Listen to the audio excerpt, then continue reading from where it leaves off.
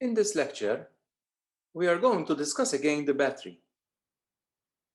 By now, we know that the battery provides the electrical energy in the circuit. However, we find that this energy is never transferred entirely to the components of the circuit, because as current flows through the circuit, some energy is consumed by the battery itself as heat. Let us consider, for the sake of the argument, a battery of EMF 3 volts. This means that a voltmeter connected across it would read a voltage of 3 volts. You should note that, connected like this, no current flows through the battery, if we assume that the voltmeter has infinitely high resistance. Now, let us suppose that a resistor is connected to the battery. We now find that the voltmeter is unlikely to read 3 volts as before, but say, for the sake of the argument, 2.9 volts. But why? You might think that's because the battery might be getting a bit drained. But no, let us assume that the battery is still new. So what's happening here? The answer to this is that some energy is being consumed by the battery itself, such that from these numbers, we can deduce that 2.9 volts, and remember that these mean 2.9 joules per coulomb, are being consumed by the resistor as heat, whereas the difference, so the remaining 0.1 volt, is being lost within the battery itself. The 2.9 volts are called terminal PD, or terminal voltage of the battery, whereas the remaining 0.1 volt are called the lost volts.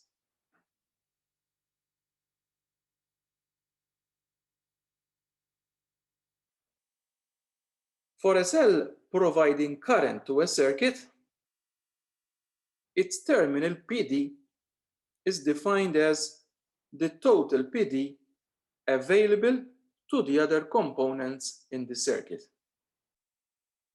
Now, as it stands, this circuit is incorrect,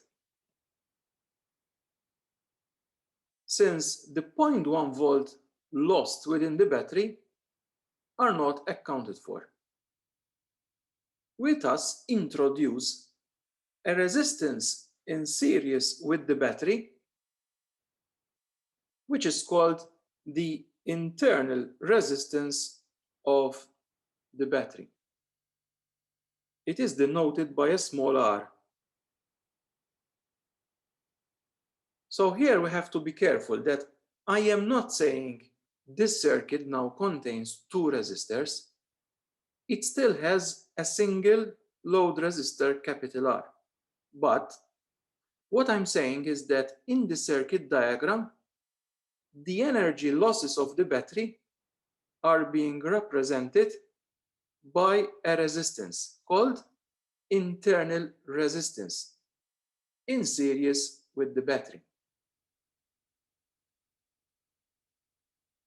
The battery and its internal resistance are often enclosed by a dotted box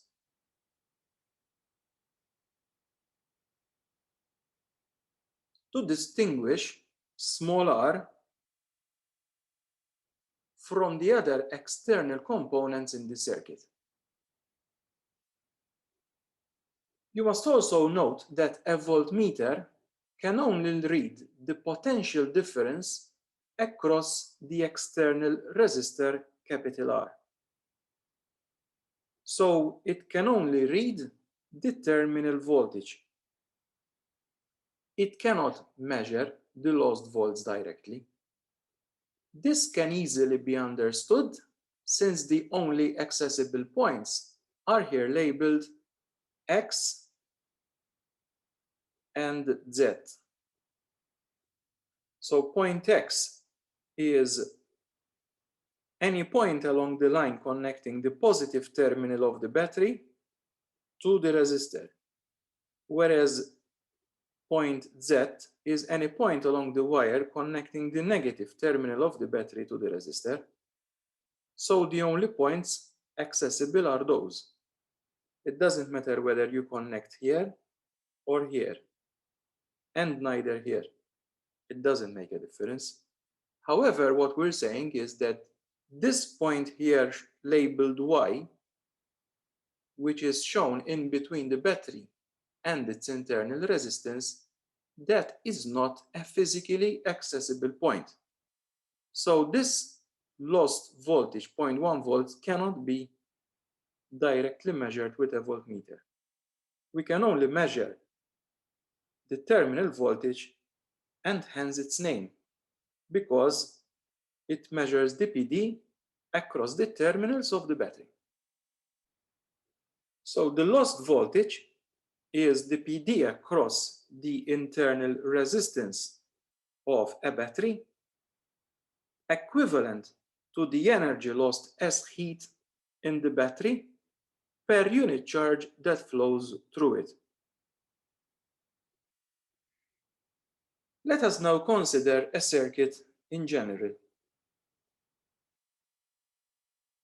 If the current flow is represented by capital I, then since V equals IR, the lost PD is I times small r, whereas the terminal PD is I times capital R. Adding the two should give us the battery's EMF. So here we're saying that the EMF of the battery is equal to the terminal PD plus the lost PD. So E is equal to I times capital R plus I times small r, or we can rewrite it as E is equal to I brackets R plus R.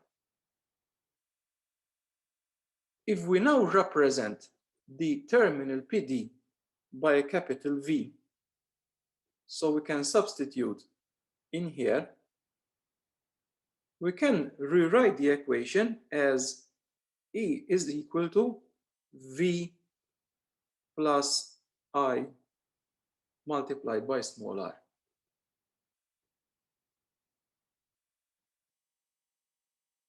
Now we note that the lost volts, which are given by this term, are zero only if the current I through the battery is zero, in which case the terminal PD is then equal to the battery's EMF. This is particularly important because the only way in which we can directly measure the battery's EMF is by connecting it across a voltmeter, just as in the situation considered at the beginning, which is shown again here. You must note that connecting the battery across a voltmeter does not draw any current from it. We have already said this at the beginning, and the reason is since voltmeters have very high resistance. So if no current is drawn from the battery, so I is zero, so in this situation, we can say that the terminal PD is equal to the battery's EMF. And so this is the way in which we can measure the battery's EMF using a voltmeter. On the other hand, what happens if we short circuit the battery? First of all, what does it mean to short circuit the battery? It means connecting its terminals directly to each other without any load resistance. So we just connect the positive terminal of the battery to its negative terminal without any load resistance. Of course, you cannot get rid of the internal resistance. That is there because it depends on the way the battery has been manufactured. So in this case, we can calculate the maximum current drawn from the battery using V equals IR. So I is V on R, but in this case, V is the battery's EMF, and the resistance is the total resistance in the circuit, which is simply the internal resistance small r. So maximum current is E divided by small r. Let us now consider the internal resistance of a battery in practical situations. Let's take, for instance, a car engine during startup. Some typical values are the battery's EMF, which is usually 12 volts, its internal resistance, which is typically 0.01 ohms. And you might think this is so small that it is insignificant and can thus be ignored.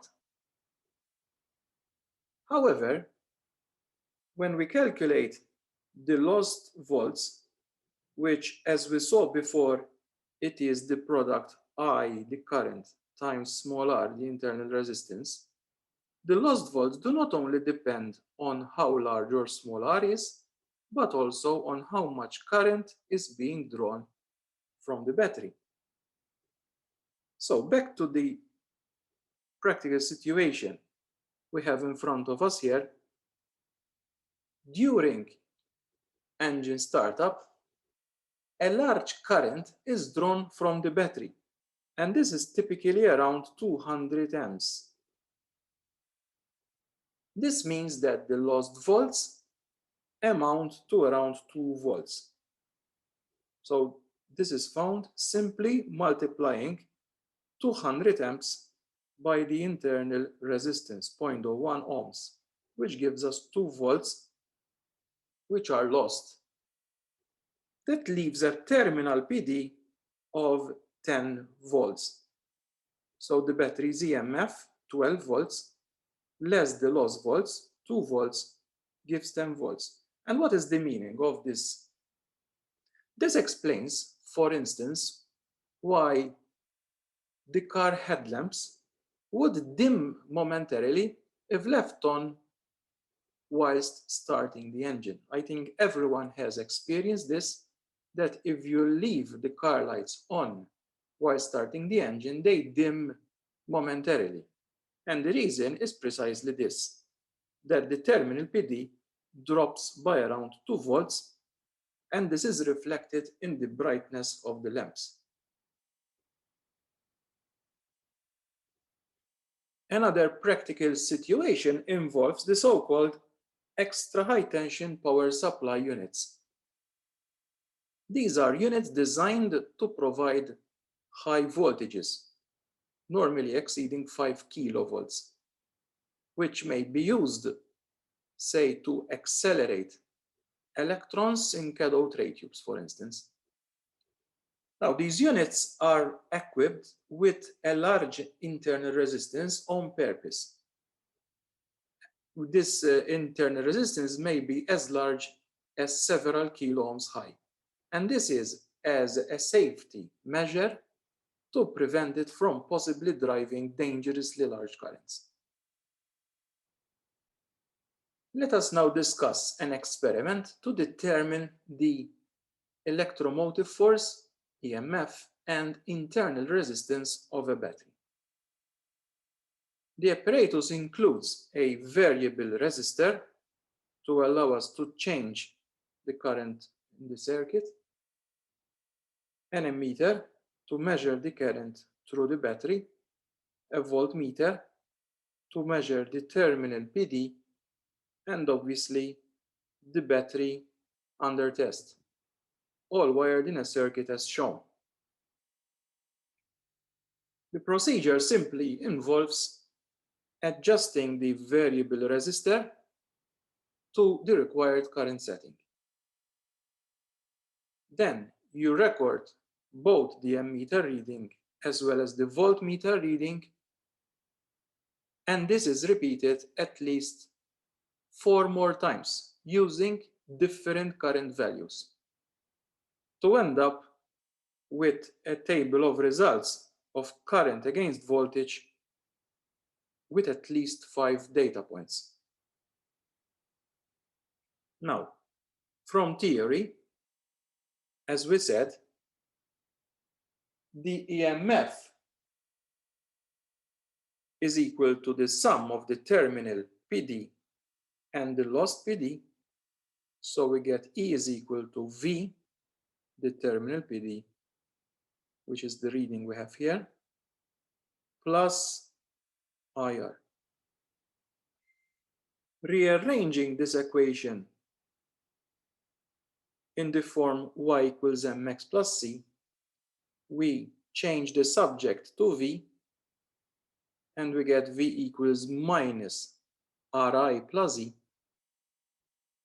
So this is showing us that if we plot a graph of terminal PD on the y-axis against current on the x-axis, first of all, we should end up with a straight line graph having a gradient equivalent to minus R and a y-intercept equivalent to the battery's EMF.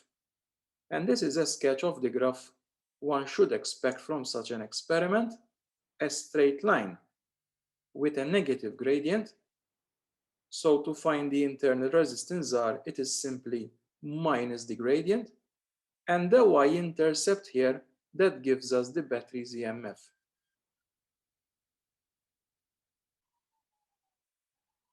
I now urge you to try this question.